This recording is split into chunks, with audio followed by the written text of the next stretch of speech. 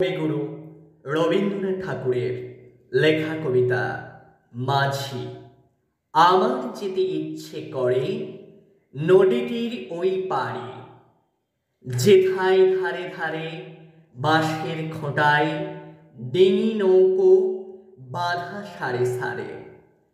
কৃষানেরা পার হয়ে যায় লাঙল কাঁধে ফেলে, জাল টেনে নেয় জেলে। গরু মহিষ সাঁতারি নিয়ে যায় রাখালের ছেলে।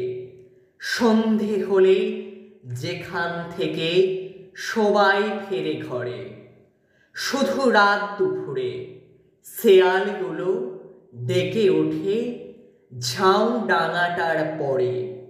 মা, যদি হও রাজি, বড় হলে আমি হব খেয়া ঘাটের মাঝি।